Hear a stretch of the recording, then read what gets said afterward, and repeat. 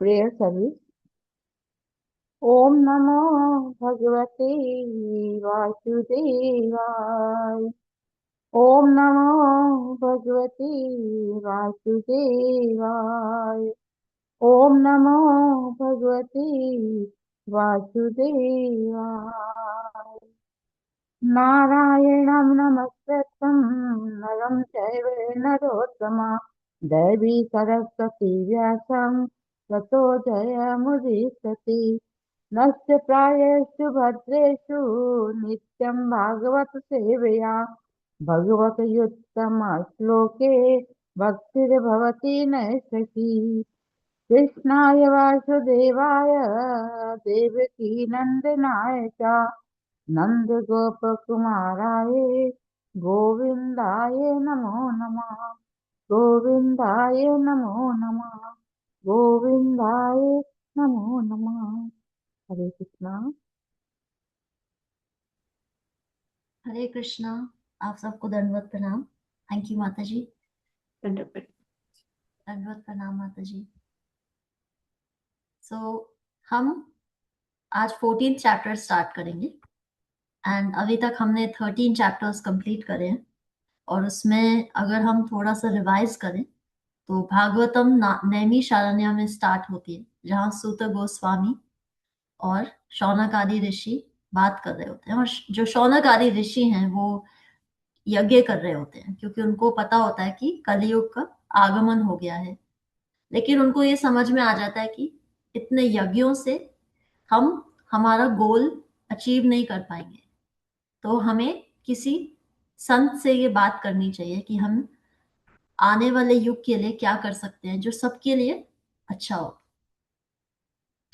तो वहां से भागवतम स्टार्ट होती है और वो 6 प्रश्न पूछते हैं। आप में से कोई बताएंगे या is it too too late? मतलब आप में से कोई बताना चाहेंगे कि वो 6 प्रश्न क्या थे? एक एक भी चलेगा, आपको सारे 6 नहीं आते तो कोई बात नहीं।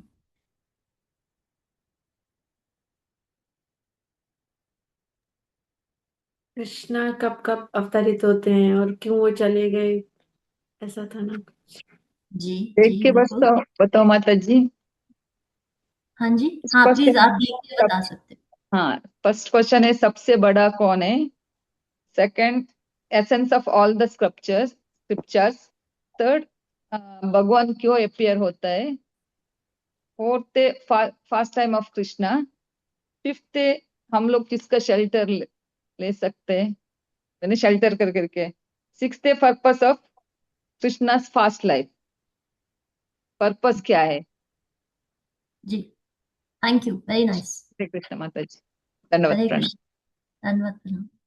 ओके, तो बिल्कुल सही, वो 6 प्रश्न पूछते हैं और वो पूछते हैं कि जो मानवता की भलाई के लिए सबसे ज्यादा जरूरी क्या है, और जो वेदों का सार है वो क्या है, और भगवान कृष्ण वसुदेव और देवकी के पुत्र के रूप में क्यों आते हैं, फिर भगवान की लीलाएं क्या होती हैं, और भगवान के दूसरे अवतार कौन से होते हैं जो हमने पढ़े थे। और उसके बाद फाइनली कि जब कलयुग स्टार्ट होता है और भगवान जब चले जाते हैं, जो कि आज का चैप्टर फोकस्ड है जिस पे 14th चैप्टर, कि भगवान अब लीला समाप्त करके जा रहे हैं, तो धर्म किसका आश्रय लेता है। तो ये हमने फर्स्ट चैप्टर में ये शौनक आदि ऋषि सूत गोस्वामी से ये प्रश्न पूछ रहे हैं। और उसके बाद जो सुत गोस्वामी है वो बहुत एलैबोरेट तरीके से डिटेल में उनको जवाब देते हैं कि भगवान कौन है, श्रीमद् भागवतम कैसे आई, और भगवान के कितने अवतार हैं, और उसमें भगवान स्वयं कृष्ण हैं। और कृष्ण अवतार नहीं है, कृष्ण अवतारी हैं, उनसे ही सारे अवतार आते हैं। उसके बाद नारद मुनि आते हैं। नारद मुनि की कथा हमने पढ़ी थी कि कैसे अ, वो उनकी जो प्रीवियस लाइफ थी उसमें वो कैसे दासी पुत्र थे, और चातुर्मास के समय उनको संतों की सेवा का अवसर प्राप्त हुआ। और उन्होंने उस समय उनको बहुत विरक्ति आई भगवान की तरफ, भगवान के बारे में वो बहुत जागरूक हुए। और फिर अपनी माता के मृत्यु के पश्चात वो भगवान को ढूंढने के लिए हिमालय की तरफ चले गए। और फिर वो कैसे व्यासदेव से मिलते हैं और उनको श्रीमद् भागवत लिखने की प्रेरणा देते हैं। तो ये तो भागवत की हिस्ट्री है। और जो ये 6 क्वेश्चंस जो हैं उनके मेन आंसर जो हैं इस इन चैप्टर्स में हमने कवर किए थे। और उसके बाद जो सूत गोस्वामी और शौनक आदि ऋषि नैमिषारण्य में जहाँ बैठे हैं, वो जो सूत ये शौनक आदि ऋषि हैं, वो और सवाल पूछते हैं कि महाराज परीक्षित को महाराज परीक्षित का जन्म कैसे हुआ, उन्होंने सब कुछ त्यागा क्यों, उनको भागवतम कब सुनने का अवसर प्राप्त हुआ। तो फिर हमने थोड़ा सा यहाँ पे स्टोरी से थोड़ा सा हम चेंज हुए थे, और हमने वहाँ फिर हमने महाभारत की थोड़ी सी हिस्ट्री पढ़ी थी, जिसमें द्रोणाचार्य के जो पुत्र हैं अश्वत्थामा, उनकी जो स्टोरी आती है कि कैसे वो ब्रह्मास्त्र चलाते हैं और कैसे उनकी जो इंटेंशन होती है वो पांडवों को और उनके आने वाले जो युग, उनके जो आने वाले परिवार में जो बच्चा होता है परीक्षित, उसको उनको मारने की होती है। तो कैसे वो पूरा एपिसोड आता है। उसके बाद भगवान द्वारका के लिए जा रहे होते हैं, तो कुंती महारानी की प्रार्थनाएं पढ़ी थी हमने। उसके बाद युधिष्ठिर महाराज बहुत शोक में चले जाते हैं जब उनको पता चलता है कि ये युद्ध हो गया है और इतने सारे लोग मर गए हैं। तो फिर भगवान कृष्ण उनको भीष्म देव के पास लेके जाते हैं। फिर हमने भीष्म स्तुति पढ़ी थी, और भीष्म देव उनको कैसे इंस्ट्रक्शन देते हैं कि उनको कैसे आगे आने वाले समय में राज्य चलाना है। उसके बाद भगवान कृष्ण द्वारका के लिए प्रस्थान करते हैं, और वो भी हमने बहुत डिटेल में पढ़ा था कि कैसे दोनों तरफ भक्तों की, जो हस्तिनापुर के भक्त हैं और द्वारका के भक्त हैं, उन उन दोनों की क्या इस समय स्थिति होती है। तो भगवान का हस्तिनापुर से जाना और भगवान का द्वारका में पहुंचना, हमने दोनों पढ़ा था। उसके बाद परीक्षित महाराज का जन्म हमने पढ़ा था कि वो उनके जन्म पे कैसी कैसी प्रिडिक्शन होती है कि वो कैसे राजा बनेंगे, राज्य कैसे चलाएंगे, और उनकी मृत्यु कैसे होगी। और उसके बाद 13th चैप्टर में हमने पढ़ा था कि जो धृतराष्ट्र हैं उनको समझाने के लिए उनके भाई विदुर वापस आते हैं, और कैसे उनको और उनकी पत्नी गांधारी को वो प्रेरित करते हैं कि वो इस समय अपने अ, जो राजपाट है उसको त्याग दे, और अपने जो जीवन की अंतिम जो क्षण है उनको किसी तरह भगवान में यूज करें और अपनी गति का सर्वप्रथम गति को प्राप्त हो सके। तो ये 13 चैप्टर्स हमने अभी तक कंप्लीट करे हैं। अब नेक्स्ट जो सेक्शन है उसमें हम पढ़ेंगे कि कैसे भगवान कृष्ण द्वारका ये अपनी लीला समाप्त करेंगे द्वारका में, और वो वैकुंठ चले जाएंगे। और उनके जाने के पश्चात पांडव भी अपनी राज्य को त्याग देंगे। और उसके बाद जो है परीक्षित महाराज की कथा स्टार्ट होगी कि कैसे उन्होंने उन्होंने कली युग के आगमन को देखा, और किस प्रकार उन्होंने अ, वो कली से मिलते हैं, और उस समय उनको कैसे श्रापित किया जाता है। और उसके बाद शुकदेव गोस्वामी आते हैं जो परीक्षित महाराज को श्रीमद् भागवत सुनाते हैं। तो अभी तक आपके कोई क्वेश्चंस हैं इस रिवीजन में जो हमने बात करी, या पहले के 13 चैप्टर्स की हमने जो डिस्कशंस करी हैं?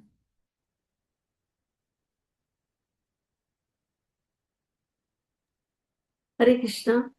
माता जी, हरे कृष्ण। जैसे जब परीक्षित महाराज का जन्म हुआ, तो पंडितों ने पहले से ही उनकी भविष्यवाणी सारी कर दी थी।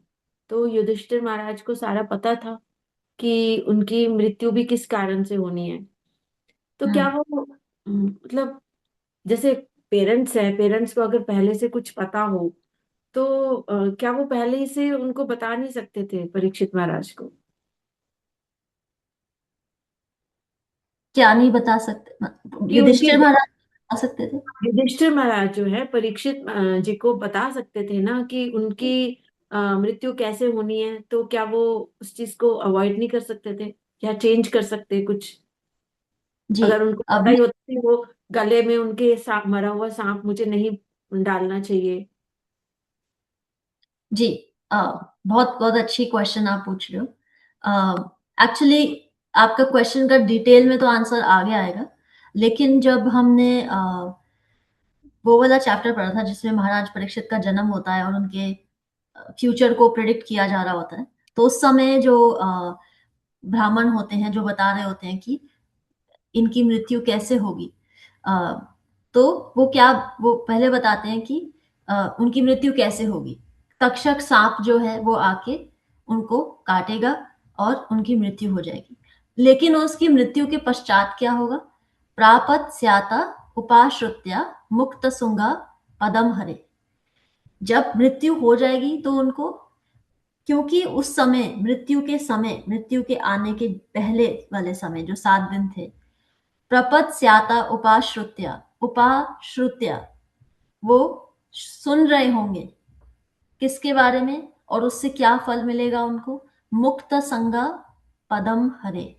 वो भगवान हरि के बारे में सुन रहे होंगे और उनको मुक्त संग मिल जाएगा।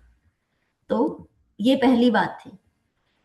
और जब महाराज परीक्षित की जब स्टोरी आएगी कि उनको कैसे श्रापित किया जाता है और फिर उनको, उस समय हम देखेंगे कि एक्चुअली में श्रृंगी जो उनको कर्स करते हैं वो कर्स वापस लेना चाहते थे और महाराज परीक्षित ने भी उनको अपोलोजाइज किया था इस चीज के लिए कि उनसे जो भूल हुई है। लेकिन क्योंकि वो भगवान के भक्त हैं, उन्होंने उस चीज को वेलकम किया था कि ठीक है, भगवान ने मेरे लिए ये एक सिचुएशन क्रिएट कर दी और ये बेस्ट सिचुएशन है क्योंकि मुझे सब कुछ त्यागना है इस समय। त्यागना तो मुझे वैसे भी है मृत्यु के पश्चात, मृत्यु अब आए या 10 साल बाद आए, लेकिन भगवान ने ये परिस्थिति क्रिएट करी है तो उन्होंने उसको वेलकम किया था कि ये भगवान की द्वारा की गई सिचुएशन है। और यूजुअली जो डिवोटीज होते हैं वो ऐसे ही वेलकम करते हैं। वो भगवान की हर सिचुएशन चाहे कितनी ही नकारात्मक हो, वो भगवान की भक्त होने की वजह से वो उसे नकारात्मक दृष्टि से नहीं देखते। वो ये देखते हैं कि श्री कृष्ण जब कुछ करते हैं तो उसमें पॉजिटिव या नेगेटिव नहीं होता, वो सब कारणों के कारण है। वो कौन सी चेन की ऑफ इवेंट्स है जो पीछे से चलती हुई आ रही है, क्योंकि हर स्टोरी के पीछे एक स्टोरी है और हर स्टोरी के अंदर एक स्टोरी है। तो जो शरणागत होते हैं डिवोटीज, वो उस परिस्थिति को अपने लिए सर्वप्रथम उत्तम मान लेते हैं। वो उसको क्वेश्चन नहीं करते कि ऐसे भी तो हो सकता था, वैसे भी तो हो सकता था। तो उन्होंने उसको वेलकम किया, उन्होंने उसको चैलेंज नहीं किया। और जब हम भगवत गीता में और भागवतम में अनेक ऐसे एग्जाम्पल्स हैं जहाँ लोटस फ्लावर, कमल का जो फूल होता है, उसका एग्जाम्पल दिया जाता है। भगवान के कॉन्टेक्स्ट में भी दिया जाता है कि भगवान के जो चरण कमल हैं, उनके नयन कमल नयन है, उनका नाम भी कमल नयन है। तो ऐसे कमल के बहुत सारे एग्जाम्पल दिए जाते हैं। लेकिन जो जीव आत्मा है उसके रेफरेंस में जब कमल का यूज होता है तो ये कहा जाता है कि कमल जो फूल है वो कीचड़ में उगता है, ये हम सबको पता है।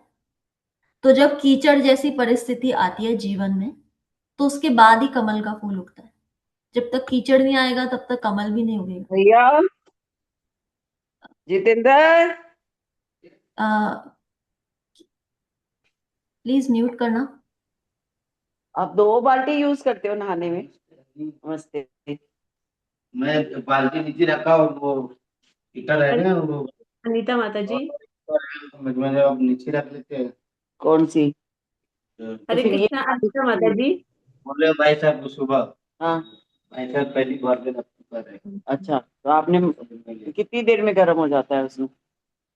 नहीं अभी तो मैंने किया ही नहीं, सिर्फ 15 मिनट लगती है, 10 मिनट। हरे हाँ, कृष्णा अनीता माता जी।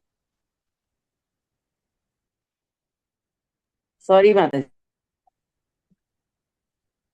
ठीक है माता जी। तो यहाँ पे जो रेफरेंस दिया जा रहा है परीक्षित महाराज का वो यही है कि उस समय जब कीचड़ जैसी परिस्थिति आई तो उन्होंने उसको चैलेंज नहीं किया। उन्होंने सोचा कि इस समय से आइडियल कोई समय नहीं हो सकता कि मेरे को सब कुछ छोड़ना पड़े। और आगे हम पढ़ेंगे कि कैसे उन्होंने घर छोड़ दिया, अपना राज्य छोड़ दिया, अपने बच्चों को छोड़ा, सब कुछ। वो राजा थे, अपने किंगडम को छोड़ना एक राजा के लिए बहुत इजी नहीं होता।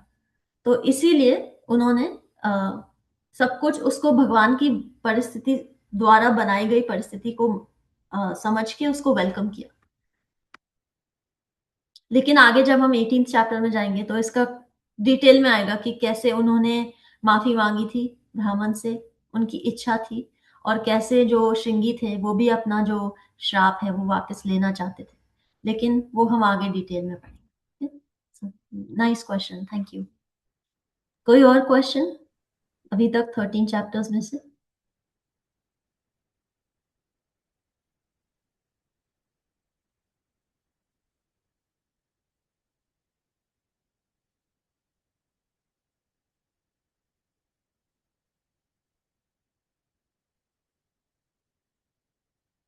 ओके, तो हम 14 चैप्टर स्टार्ट करेंगे। इसमें भगवान कृष्ण की जो लीला समाप्त हो रही है उसके बारे में बात होगी।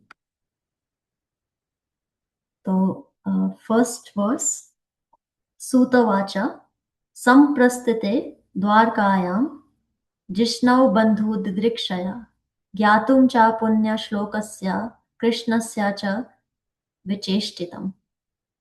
सूतवाच संप्रस्थिते द्वारकायां जिष्णौ बन्धु दिदृक्षया ज्ञातुं च पुण्यश्लोकस्य कृष्णस्य च विचेष्टितम्। हरे कृष्ण माता जी, दंडवत प्रणाम, सबको दंडवत प्रणाम। श्री सूत गोस्वामी ने कहा, भगवान श्री कृष्ण तथा अन्य मित्रों को मिलने तथा श्री भगवान से उनके अगले कार्यकलापों के विषय में जानने हेतु अर्जुन द्वारका गए। हरे कृष्णा। थैंक यू माता जी।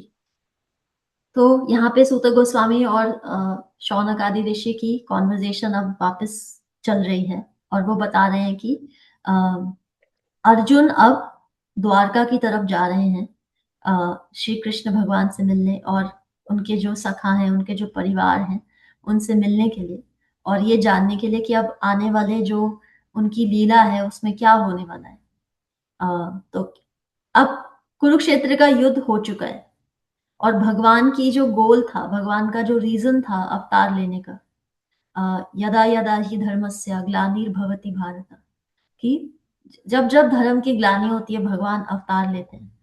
तो वो अवतार लेके आए, उन्होंने कुरुक्षेत्र युद्ध हुआ, जो जितने भी धर्म के विपरीत चलने वाले लोग थे उनका विनाश हुआ, और उसके बाद भगवान द्वारका चले गए थे। तो अब भगवान जिस मिशन से आए थे वो मिशन कंप्लीट हो गया था। जनरली हम भगवान के किसी अवतार की बात करते हैं तो वो एक पर्टिकुलर मिशन के लिए आता है अवतार, और जब उनका मिशन कंप्लीट हो जाता है तो वो अवतार उस समय उसका डिसअपियरेंस हो जाता है, फिर वो अवतार अपनी लीला समाप्त कर देता है। अर्जुन जो हैं वो भगवान के परम सखा हैं, और इसलिए वो अब द्वारका जा रहे हैं भगवान से पूछने के लिए कि आने वाले समय में भगवान की क्या लीला है। सेकेंड वर्स, व्यतीता कतिचिन्मासास्तदा नाया ततो अर्जुन ददर्शा घोर रूपानि निमित्तानि कुरोद्वः। व्यतीता कतिचिन्मासास्तदा नाया ततो अर्जुन ददर्शा घोर रूपानि निमित्तानि कुरुदव। कुछ मास बीत गए किंतु अर्जुन वापस नहीं लौटे। तब महाराज युधिष्ठिर को कुछ अपशगुन दिखने लगे जो अपने आप में अत्यंत भयानक थे। हरे कृष्णा। थैंक यू माता जी।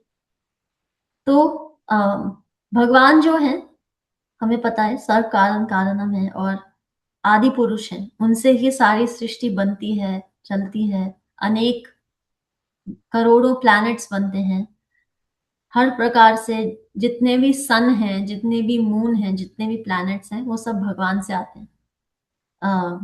तो जब भगवान स्वयं धरती पे थे तो हर प्रकार से हर दिशा में बहुत शांति, उमंग और बहुत प्रोस्पेरिटी थी, और धर्म और ज्ञान पूरी तरह से प्रकाशित थे, क्योंकि स्वयं भगवान, जैसे जब भगवान विराट रूप दिखाते हैं अपना भगवत गीता में 11वें अध्याय में, तो ऐसे कहा जाता है कि जब वो विराट रूप दिखता है अर्जुन को, तो ऐसे लगता है जैसे हजारों कोटि सूर्य चमक रहे हों, इतना प्रकाश आता है उनमें से। ओके। तो उस समय जब भगवान धरती पे थे, तो धर्म ज्ञान हर प्रकार से प्रोस्पेरिटी फुल डिस्प्ले में थी। लेकिन कुछ समय पश्चात जब भगवान द्वारका चले गए, तो महाराज युधिष्ठिर जो हैं, उन्होंने ऐसे नोटिस किया कि कुछ मतलब अशुभ उनको संकेत दिखने लगे अपने आसपास। और उनको ये भी पता था कि अर्जुन, जो कि बहुत महीनों से द्वारका गए हुए हैं, उनको उनके बारे में भी कोई खबर नहीं मिली। तो उनको ऐसे संशय हुआ कि इस समय भगवान कृष्ण जो हैं, वो शायद अपनी लीला समाप्त कर रहे हैं, और इसीलिए उनको जो ये अशुभ संकेत नजर आ रहे हैं, उनका कारण यही है। क्योंकि जब भगवान अगर जब भगवान प्रेजेंट है, तो धर्म और ज्ञान फुल डिस्प्ले में है। और जब भगवान अगर चले गए हैं, जैसा कि युधिष्ठिर महाराज को लग रहा है, तो उस समय हो सकता है कि उनको जो ये अशुभ संकेत नजर आ रहे हैं, वो इसीलिए आ रहे हैं क्योंकि धर्म में और ज्ञान में कोई कमी हो रही होगी।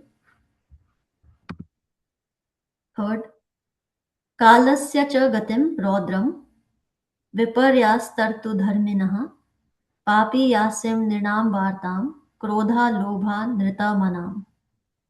कालस्य च गतिं रौद्रां विपर्यस्तर्तु धर्मिणः पापी यास्यं नृणां वार्तां क्रोधा लोभान् नृतमनाम्। उन्होंने देखा कि सनातन काल की गति बदल गई है और ये अत्यंत भयावह था। ऋतु संबंधी नियमितताओं में विघ्न पड़ रहे थे। सामान्य मनुष्य अत्यंत लालची, क्रोधी तथा धोखेबाज हो गए थे। वे देख रहे थे कि वे सभी जीविका के अनुचित साधन अपना रहे थे। हरे कृष्णा। Thank you. तो जो ये सिम्टम्स बता रहे हैं युधिष्ठिर महाराज यहाँ पे, कि लोग लोभी हो गए थे, क्रोधी हो गए थे, और जो अनुचित तरीके से जीवन जीना स्टार्ट कर रहे थे, और जो ये सीजन्स हैं उनमें बहुत सारी इरेगुलरिटी हो रही थी। क्या ये सब चीजें हम आजकल देखते हैं? जी माता जी। जी, थैंक यू। तो कहने का मतलब है कि उस समय भी जब भगवान चले गए थे, तब कलयुग का आगमन हुआ था। तो जैसे जैसे भगवान की लीला समाप्त हुई और जितना ज्यादा समय निकला है उसके बाद, वैसे वैसे ये जो अशुभ संकेत हैं, उनकी जो तीव्रता है और उनकी जो संख्या है, वो बढ़ गई है। तो ऐसा क्यों हुआ है? क्योंकि जब कोई भी व्यक्ति और कोई भी एक कम्युनिटी या कोई भी ह्यूमन जो रेस है, ह्यूमन स्पीशीज जो है, जो इंसान है, जब वो अब सत्य को नहीं पहचानना चाहते, सत्य के साथ जुड़ना नहीं चाहते, और सत्य क्या है? अपनी खुद की पहचान होना, कि मैं कौन हूं और मैं कहाँ हूं और मेरा यहाँ धर्म क्या है। जब ऐसे बेसिक प्रश्नों के आंसर नहीं होते और जीवन में कोई फाउंडेशन नहीं होती, तो उसके ऊपर हम कितनी भी बड़ी इमारत बना लें, वो ज्यादा देर टिकती नहीं है। तो इसी प्रकार जब जैसे जैसे भगवान की लीला समाप्त हुई और अधर्म फिर से बढ़ने लगा, तो जितनी भी जो भगवत ज्ञान है, उसकी भी कमी होने लग गई। और इस प्रकार जैसे कि यहाँ पे बता रहे हैं कि लोभ, क्रोध, मत मात्सर्य, ये सब बढ़ने लग गया। और इसी प्रकार महाराज युधिष्ठिर जो हैं, वो इस समय बहुत उनको चिंता होने लगी कि जब उनका राज्य चल रहा था तो सब कुछ समृद्ध था, कुछ भी गलत नहीं था। और हमने ये सब पढ़ा था जब हम महाराज परीक्षित के जन्म की कहानी पढ़ रहे थे, कि कैसे उनका राज्य समृद्ध था।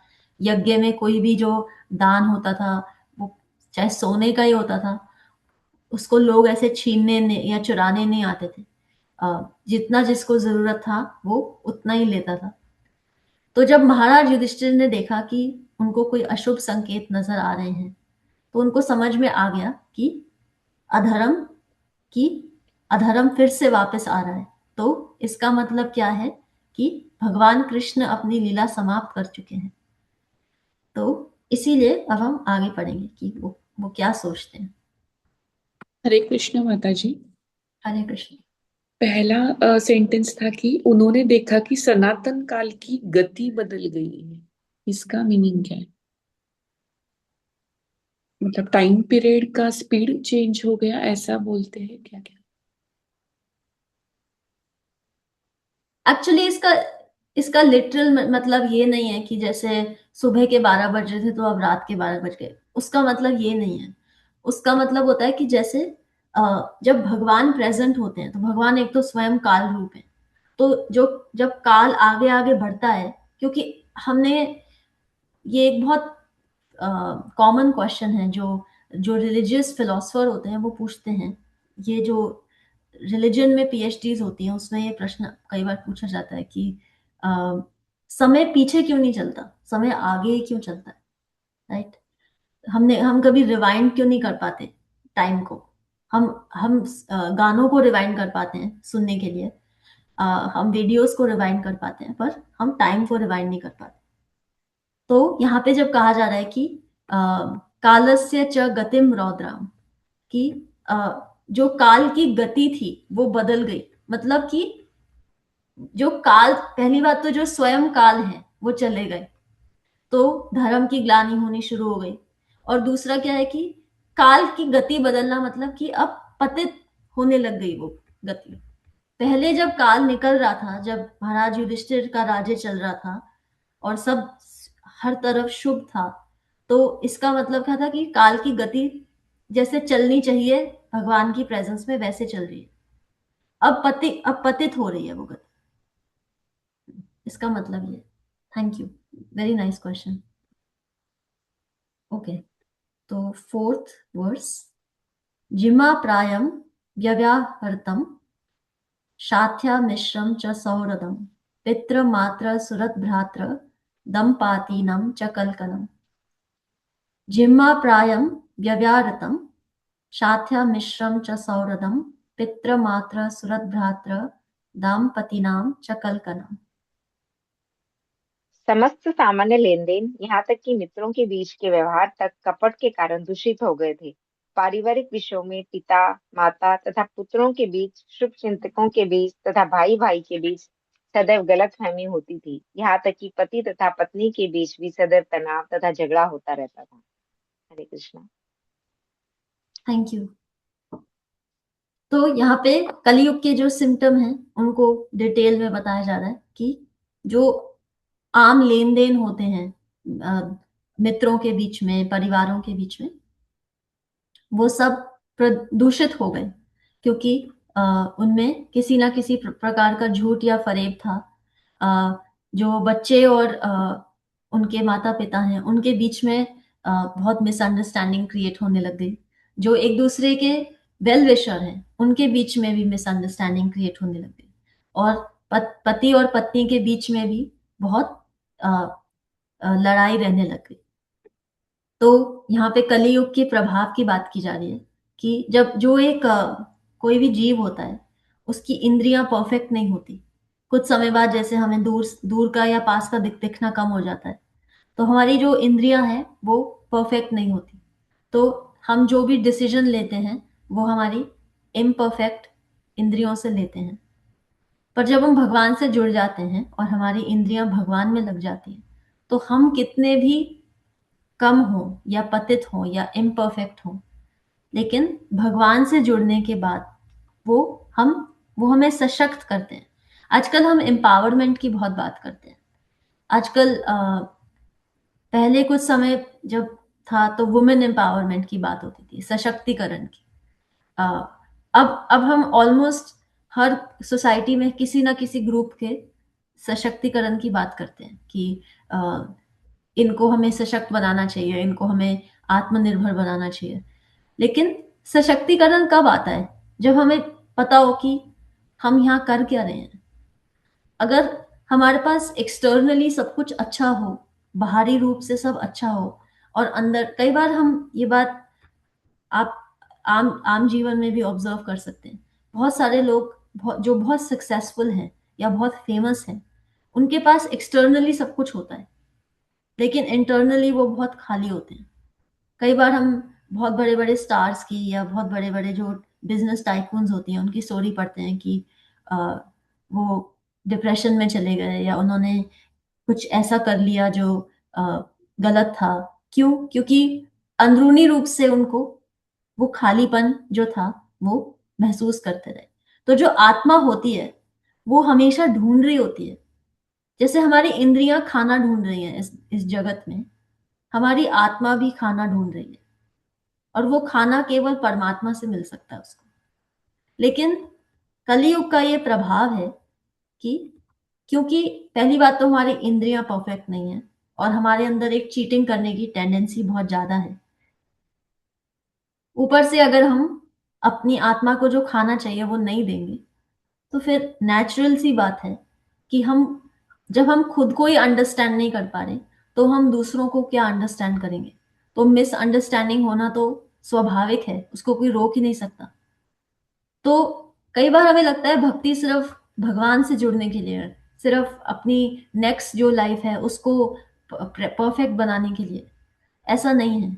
भक्ति आपकी जो प्रेजेंट लाइफ है उसको भी उसमें जो सशक्तिकरण चाहिए आपको, परिस्थितियों से जूझने का, कलयुग के प्रभाव से जूझने का, उसके लिए भी भक्ति चाहिए। जब आपको आत्मज्ञान होता है तो आप अपने आप सशक्त हो जाते हो।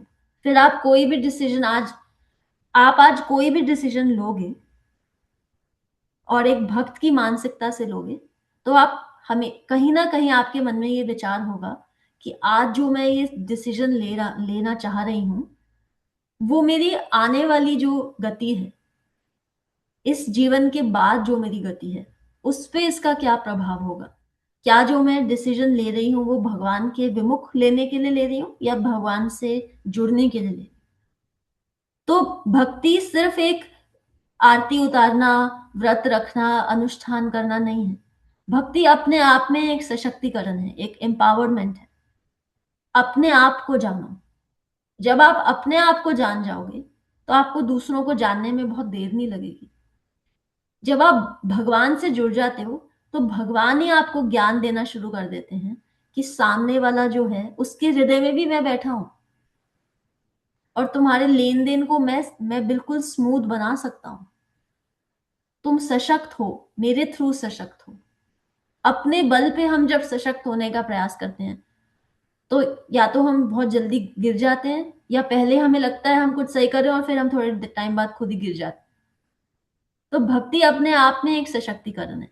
उसको सिर्फ एक मंदिर से जुड़ा हुआ या मुक्ति से जुड़ा हुआ या हमें अगली जीवन में हमें भगवान के घर जाना है, उससे जुड़ा हुआ मत समझिए कि कल को क्या होगा अगर आज हम भक्ति करेंगे, आज में क्या होगा अगर हम भक्ति करेंगे। उस चीज पे हमारा फोकस ज्यादा होना चाहिए। कल तो किसी ने भी नहीं देखा और कल क्या होगा वो हमारे कंट्रोल में वैसे भी नहीं है। आज में हमने क्या किया, आज हमने भगवान से जुड़ने के लिए क्या प्रयास किया, वो ज्यादा जरूरी है। फिफ्थ वर्स, निमित्तान्य अत्यरिष्टानि काले त्व अनुगते नृणां लोभाद्य अधर्म प्रकृतिम दृष्ट्वो वाचानुजम नृप। निमित्तान्य अत्यरिष्टानि काले त्व अनुगते नृणां लोभाद्य धर्म प्रकृतिम दृष्ट्वो वाचानुजम नृप।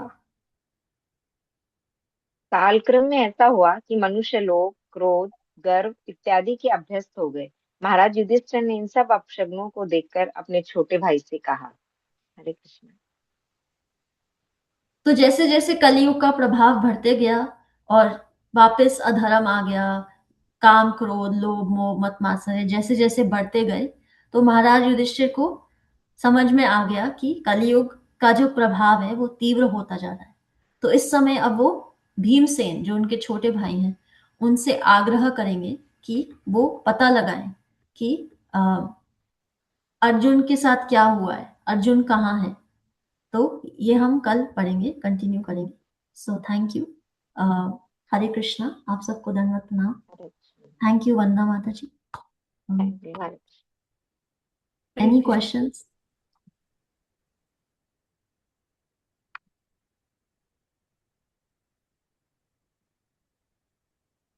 थैंक यू राधा माता जी, बहुत अच्छा लगता है सुनना आपको। Thank you. तो विनी माता जी, मंगल ध्वनि करेंगे आप? आशा माता जी मैसेज आप? आया था उनका, मैसेज आया था माता जी उनका। हाँ जी, आप कर लीजिए। हरे कृष्ण, सभी को दंडवत प्रणाम। जय ओम विष्णु प्रदाय डिवाइन ग्रेस एसी भक्ति वेदांत स्वामी प्रभुपाद की जय। श्रील भक्ति सिद्धांत सरस्वती ठाकुर गोस्वामी महाराज की जय। अनंत कोटि वैष्णव वृंद की जय। नामाचार्य शील हरिदास ठाकुर की जय। श्री श्री राधा माधव की जय। श्री पंच तत्व की जय। श्री जगन्नाथ बलदेव सुभद्रा की जय। श्री प्रहलाद नरसिंह भगवान की जय। श्री तुलसी महारानी की जय। श्री पतित पावन गौर निताय की जय। श्री गौर निताय प्रेमानंद हरि हरि बोल। All glories to assembled devotees Hari Hari बोल। श्री गुरु और गौरांगा की जय। श्री प्रभुपाद की जय। प्रेम से कहो श्री कृष्ण चैतन्य प्रभु नित्यानंद श्री अद्वैत गदाधर शिवासादि गौर भक्त वृंदा की जय। राधा कृष्ण गोप गोपीनाथ राधा कुंड श्याम कुंड गिरि गोवर्धन ब्रिज भूमि वृंदावन धाम चंद्रोदय मायापुर नवद्वीप धाम की जय। सीता राम लक्ष्मण हनुमान की जय। गंगा माई यमुना माई की जय। ट्रांसडेंटल बुक डिस्ट्रीब्यूशन की जय। महाप्रसादम की जय। हरिनाम संकीर्तन की जय। वाञ्छा कल्पतरुभ्यश्च च कृपा सिन्धुभ्य एव च पतितानां पावनेभ्यो वैष्णवेभ्यो नमो नमः। हरे कृष्ण, सभी को दंडवत प्रणाम। थैंक यू राधा माता जी। हरे कृष्णा, दंड प्रणाम आप सबको। श्वेता माता जी, आप सेशन का एंड कर दीजिए और विनी माता जी की हेल्थ के लिए प्रे जरूर कर लेंगे। Let us all join our hands and pray to Krishna that he may seek us and keep us in his lotus feet and allow us to serve him. Hare Krishna, Krishna Krishna, Hare Hare, Hare Ram, Ram Ram, Hare Hare. Let us all join our hands and pray to Krishna for the speedy recovery of Vinny Mataji's health, that she may recover fast and that she may get well soon, fast. Hare Krishna, Krishna Krishna, Hare Hare, Hare Ram, Ram Ram, Hare Hare. Let us do one round of chanting for all our loved ones, that they stay safe, travel safe, and that they may come into bhakti as soon as possible. Hare Krishna, Krishna Krishna, Hare Krishna Hare, Hare Hare Hare Hare Ram Hare Ram Ram, Ram Rama, Hare Hare. Anybody celebrating any special days today? दादाजी, आज किसी की anniversary या birthday है? Okay, nobody. Then today is even more special because we thought we are going to make it special by chanting Krishna's name. Hare Krishna, Dandavat Krishna Pranam Savi ko. Thank you Radha Mataji for the beautiful explanation. Thank you everyone for joining. See you all tomorrow. Hare Krishna. Hare Krishna, Hare Thank you Krishna Sandhya माता जी। Mataji. दंडवत हरे प्रणाम राधा कृष्णा, माता जी। हरे सभी को Hare दंडवत Krishna, Krishna प्रणाम। Dandavat दंडवत Pranam प्रणाम Mataji. सबको Thank you. दंडवत प्रणाम। हरे कृष्ण राधा हरे माता कृष्णा जी माता जी, धन्यवाद। दंडवत हरे प्रणाम। कृष्ण माता जी दंडवत प्रणाम। हरे Dhandavat कृष्ण Pranam. दंडवत राधा माता प्रणाम जी सभी को। आपको धन्यवाद प्रणाम। हरे कृष्ण हरे हरे कृष्ण। हरे कृष्ण